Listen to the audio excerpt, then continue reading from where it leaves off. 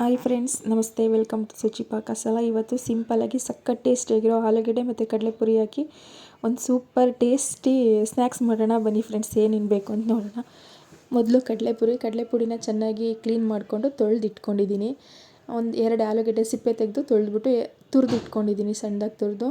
ಈರುಳ್ಳಿ, ಎರಡು ಈರುಳ್ಳಿ, ಒಂದು 3 ಹಸಿಮೆಣ್ಸಿನ್ಕಾಯಿ ತೊಗೊಂಡಿದ್ದೀನಿ. ಸ್ವಲ್ಪ ಕೊತ್ತಂಬರಿ ಸೊಪ್ಪು, ಒಂದು ಕಟ್ಟಲ್ಲಿ ಅರ್ಧ ಕಟ್ ತೊಗೊಂಡಿದ್ದೀನಿ. Chilli powder, garam masala, jeera powder ತೊಗೊಂಡಿದ್ದೀನಿ. ಇದಿಷ್ಟು ಬೇಕು. ಮತ್ತು ಕರಿಯೋದಕ್ಕೆ ಎಣ್ಣೆ ಬೇಕು, ಉಪ್ಪು, ಬಿಳಿ ಎಳ್ಳು, ಮೇಯ್ನ್ ಬಿಳಿ ಎಳ್ಳು ಬೇಕು, ಕಡಲೆ ಹಿಟ್ಟು. ಇದಿಷ್ಟು ಬೇಕಾಗಿರೋದು ಫ್ರೆಂಡ್ಸ್. ಬನ್ನಿ ಇವಾಗ ಸ್ಟಾರ್ಟ್ ಮಾಡೋಣ. ಒಂದು ಪಾತ್ರೆಗೆ ತುರ್ಕೊಂಡಿರೋ ಆಲೂಗೆಡ್ಡೆ ಹಾಕೊಳ್ಳೋಣ. ಸಣ್ಣದಾಗಿ ಹೆಚ್ಚಿಟ್ಕೊಂಡಿರೋ ಈರುಳ್ಳಿ ಹಾಕೊಳ್ಳೋಣ ಫ್ರೆಂಡ್ಸ್. ಈರುಳ್ಳಿ ಬೇಕಿದ್ರೆ ಇನ್ನೊಂದು ಹಾಕೋಬೋದು. ನಾನು 2 ಮೀಡಿಯಮ್ ಸೈಜ್ ತೊಗೊಂಡಿದ್ದೀನಿ. ಹೆಚ್ಚಿಟ್ಕೊಂಡಿರೋ ಹಸಿಮೆಣ್ಸಿನ್ಕಾಯಿ, ಕೊತ್ತಂಬರಿ ಸೊಪ್ಪು ಹಾಕೊಳ್ಳೋಣ. ಚಿಲ್ಲಿ ಪೌಡರು, ಗರಂ ಮಸಾಲ ಮತ್ತು ಜೀರಾ ಪೌಡರು ಹಾಕೊಳ್ಳೋಣ ಫ್ರೆಂಡ್ಸ್. ಜೀರಾ ಪೌಡರು, ಉಪ್ಪು, ಬಿಳಿ ಎಳ್ಳು ಹಾಕಿ ಮಿಕ್ಸ್ ಮಾಡೋಣ.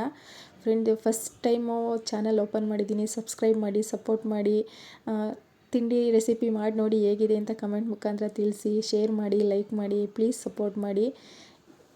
ಎಳ್ಳು ಹಾಕ್ಕೊಂಡ್ಮೇಲೆ ಇವಾಗ ತೊಳೆದಿಟ್ಕೊಂಡಿದ್ದೀವಲ್ಲ ಕಡಲೆಪುರಿ, ಅದನ್ನು ಹಾಕ್ಕೊಳ್ಳೋಣ. ಕಡಲೆ ಹಿಟ್ಟು 1-2 ಸ್ಪೂನು, ದೊಡ್ಡ ಸ್ಪೂನಲ್ಲಿ ಒಂದು 2-2.5 ಸ್ಪೂನ್ ಹಾಕ್ಕೊಂಡಿದ್ದೀನಿ ನೋಡಿ. ದೊಡ್ಡ ಸ್ಪೂನಲ್ಲಿ ಒಂದು 2-2.5 ಸ್ಪೂನ್ ಹಾಕ್ಕೊಂಡಿದ್ದೀನಿ. ಚೆನ್ನಾಗಿ ಕಲಿಸ್ಕೊಳ್ಳೋಣ. ಮೊದಲೇ ನೀರು ಹಾಕ್ಕೊಳ್ಳೋದು ಬೇಡ, ಏಕೆಂದರೆ ಆಲ್ರೆಡಿ ನೀರು ಇರುತ್ತೆ ಅದರಲ್ಲಿ. ಆಲೂಗೆಡ್ಡೆ ಮತ್ತು ಈರುಳ್ಳಿನಲ್ಲಿ ನೀರು ಇರುತ್ತಲ್ಲ, ಅದರಿಂದ ನೀರು ಹಾಕ್ಕೊಳ್ಳೋದು ಬೇಡ.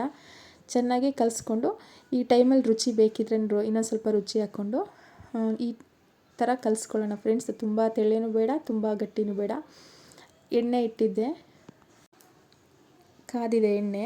ಇವಾಗ ಹಾಕ್ಕೊಳ್ಳೋಣ ಫ್ರೆಂಡ್ಸ್. ಸಣ್ಣದಾಗಿ, ತುಂಬ ದಪ್ಪ ಬೇಡ, ಸಣ್ಣದಾಗಿ ಹಾಕ್ಕೊಳ್ಳೋಣ. ಪ್ಲೀಸ್ ಸಪೋರ್ಟ್ ಮಾಡಿ ಚಾನಲ್ಗೆ. ಒಂದ್ಸಲಿ ಹೇಗಿದೆ ಅಂತ ಮಾಡಿ ಟ್ರೈ ಮಾಡಿ ಕಮೆಂಟ್ ಮುಖಾಂತರ ತಿಳಿಸಿ. ತುಂಬಾ ಚೆನ್ನಾಗಿರುತ್ತೆ.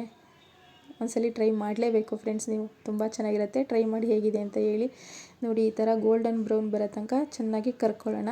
ಫ್ರೈ ಆದಮೇಲೆ ತೊಗೊಂಡು ತುಂಬ ಕ್ರಿಸ್ಪಿಯಾಗಿ ಬರುತ್ತೆ. ಬಿಸಿಲಿ ಸಂಜೆ ಟೈಮ್ಗೆ ಸ್ನ್ಯಾಕ್ಸ್ ಆಗಿ ತುಂಬಾ ಚೆನ್ನಾಗಿರುತ್ತೆ.